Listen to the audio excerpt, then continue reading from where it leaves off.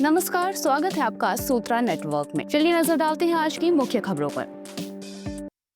Gaza city में रात भर इजरायली हमलों के बाद रक्षा मंत्री इजराइल काट्ज ने कहा, गाजा जल रहा है और नई सैन्य कार्रवाई की संभावना जताई। हमलों में कई फलस्तीनियों की मौत हुई, जिनमें बच्चे भी शामिल हैं। शिफा अस्पताल ने बताया कि पश्चिमी इलाके में एक घर पर बम गिरने से 5 लोग मारे गए, जबकि दक्षिण पश्चिम में 3 घर तबाह हुए। राहत कर्मी मलबे से लोगों की तलाश कर रहे हैं। अमेरिकी विदेश मंत्री मार्को रूबियो ने चेतावनी दी कि किसी समझौते के लिए अब कुछ ही दिन या हफ्ते बचे हैं। उन्होंने कहा, संघर्ष खत्म करने का एकमात्र तरीका हमास का खात्मा और 48 बंधकों की रिहाई है। वहीं हमास का कहना है कि वे तभी बंधकों को छोड़ेगा जब कैदियों को रिहा किया जाए और गाजा में इजरायली सेना पीछे हटे। आपको बता दें कि ये युद्ध 7 अक्टूबर 2023 को हमास के हमले से शुरू हुआ था, जिसमें 1200 लोग मारे गए और 251 बंधक बनाए गए थे। जवाबी हमले में अब तक 63,000 से ज्यादा फिलिस्तीनी मारे जा चुके हैं। अमेरिकी राष्ट्रपति डोनाल्ड ट्रंप के पूर्व व्यापार सलाहकार पीटर नवारो ने फिर भारत पर विवादित बयान दिया। उन्होंने कहा कि भारत बातचीत की मेज पर आ रहा है। नवारो का ये बयान उस समय आया जब भारत और अमेरिका के बीच व्यापार समझौते पर बातचीत चल रही है। ट्रंप ने हाल ही में कहा था कि दोनों देश व्यापार बाधाओं को दूर करने के लिए काम कर रहे हैं। उन्होंने पीएम मोदी को बहुत अच्छे दोस्त बताते हुए जल्द बातचीत की उम्मीद जताई। इसके जवाब में मोदी ने कहा कि भारत अमेरिका साझेदारी असीम संभावनाओं से भरी है और दोनों देशों की टीमें वार्ता को पूरा करने में जुटी हैं। नवारो पहले भी भारत को टैरिफ का किंग कह चुके हैं और रूस से तेल खरीदने पर आलोचना की थी। उन्होंने आरोप लगाया कि भारतीय रिफाइनर रूस से सौदे कर डाकुओं की तरह काम कर रहे हैं, जिससे अमेरिका और उसके कामगारों को नुकसान हो रहा है।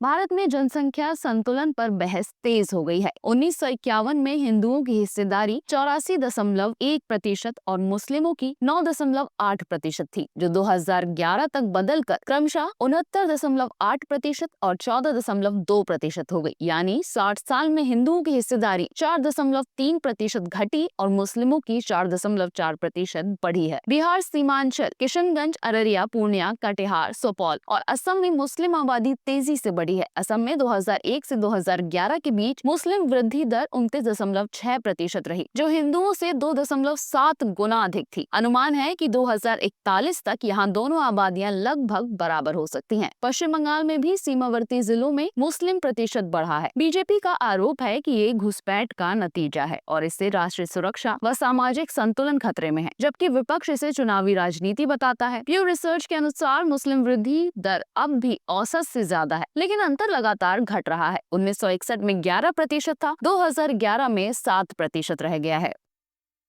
भारत और अमेरिका के बीच द्विपक्षीय व्यापार समझौते को आगे बढ़ाने के लिए नई वार्ता दिल्ली में शुरू हुई। अमेरिकी मुख्य वार्ताकार ब्रैंडन लिंच और भारतीय प्रतिनिधि राजेश अग्रवाल मंगलवार को बंद कमरे में बातचीत कर रहे हैं। फोकस व्यापार बढ़ाने, बाजार पहुंच सुधारने, टैरिफ कम करने और सप्लाई चेन एकीकरण पर है। सूत्रों के मुताबिक इस बैठक से आने वाले हफ्तों में छठे दौर की वार्ता के लिए जमीन तैयार होगी। इससे पहले 5 दौर हो चुके हैं, जबकि छठा दौर अगस्त में अमेरिकी टैरिफ विवाद के कारण टल गया था। भारत और अमेरिका ने मिशन 500 लक्ष्य तय किया है, जिसके तहत 2030 तक द्विपक्षीय व्यापार को मौजूदा 190 अरब डॉलर से बढ़ाकर 500 अरब डॉलर करना है। पहले चरण की समय सीमा अक्टूबर-नवंबर 2025 तय की गई है। शाम तक वाणिज्य मंत्रालय की ओर से प्रेस नोट जारी हो सकता है।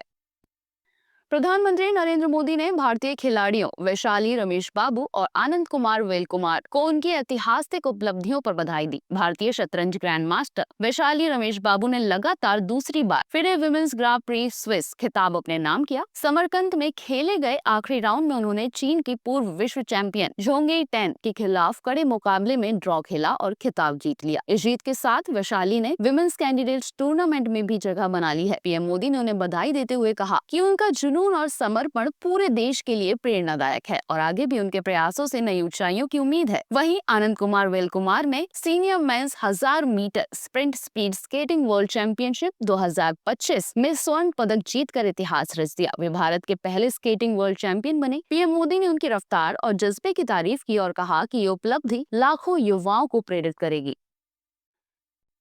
भारत और अमेरिका के बीच मंगलवार को दिल्ली में द्विपक्षीय व्यापार समझौते पर चर्चा हुई। अमेरिकी प्रतिनिधि ब्रेंडन लिंच और भारत के मुख्य वार्ताकार राजेश अग्रवाल की ये बैठक छठे दौर की तैयारी मानी जा रही है। अब तक 5 दौर पूरे हो चुके हैं, जबकि छठा दौर अगस्त में अमेरिका द्वारा भारतीय निर्यात पर 50% टैरिफ लगाने के बाद टल गया था। राष्ट्रपति डोनाल्ड ट्रंप के हालिया नरम रुख का प्रधानमंत्री नरेंद्र मोदी ने स्वागत किया और कहा कि भारत अमेरिका स्वाभाविक साझेदार है। अग्रवाल ने बताया कि वार्ता का मकसद नए रास्ते तलाशना है ताकि समझौते की दिशा में प्रगति हो सके। अमेरिकी टैरिफ से भारतीय निर्यात पर बड़ा असर पड़ा है और विशेषज्ञों का मानना है कि जल्द समाधान न मिलने पर रिश्तों पर नकारात्मक प्रभाव पड़ सकता है। भारत फिलहाल अमेरिका सहित यूरोपीय संघ, ऑस्ट्रेलिया, दक्षिण कोरिया और अन्य देशों से भी FTA पर बातचीत कर रहा है।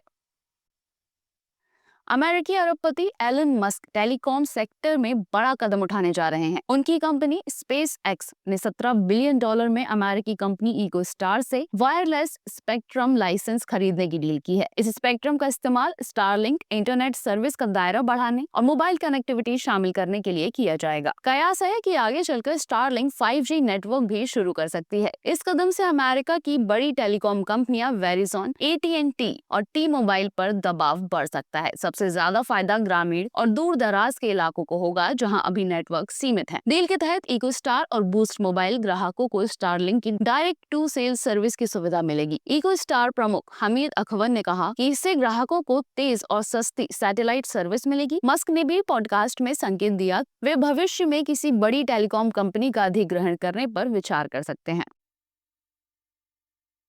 इंडो पैसिफिक में बढ़ते तनाव के बीच भारत फ्रांस से 114 राफेल F4 खरीद रहा है, जबकि चीन ने गया J-35A स्टील्थ जेट उतारा है। राफेल F4 फ्रांस का सबसे एडवांस मल्टी रोल फाइटर है। इसमें spectra electronic warfare system, Thales AESA radar और मेटॉर मिसाइल है, जिसे चीन की PL-15 से बेहतर माना जाता है। ये एयर सुपीरियोरिटी, ग्राउंड स्ट्राइक और न्यूक्लियर मिशन एक साथ कर सकता है। दूसरी ओर J-35A चीन का दूसरा 5वीं पीढ़ी का स्टील्थ फाइटर है, जिसमें इंटरनल वेपन बे PL-15 और PL-10 मिसाइलें लगी हुई हैं। इसका WS-19 इंजन दावा तो करता है, लेकिन युद्ध क्षेत्र में परखा नहीं गया। तुलना में J-35A शुरुआती BVR बढ़त दे सकता है, मगर राफेल को स्पेक्ट्रा सूट, फुर्ती और मेटोर मिसाइल इसे मात दे सकते हैं। युद्ध के मैदान में राफेल भारत की नेटवर्क वॉरफेयर रणनीति से ज्यादा भरोसेमंद साबित हो सकता है।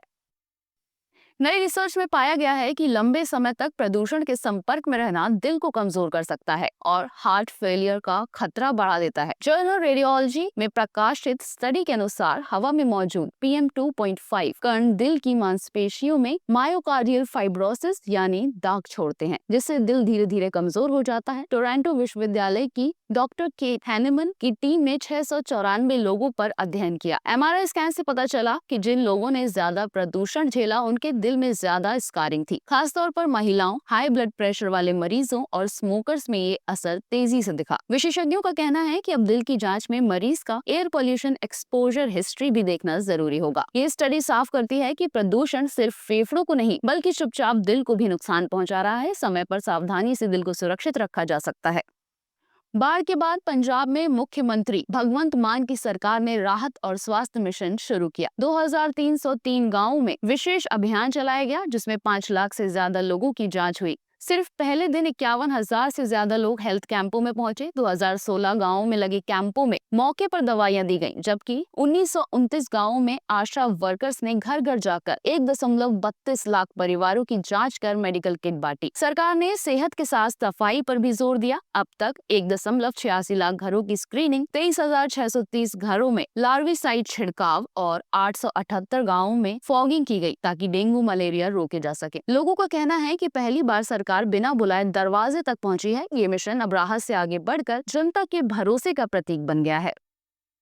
ऐसे ही और भी तमाम खबरें देखने के लिए सब्सक्राइब करें, बेल आइकन को प्रेस करें और विजिट करें हमारी वेबसाइट।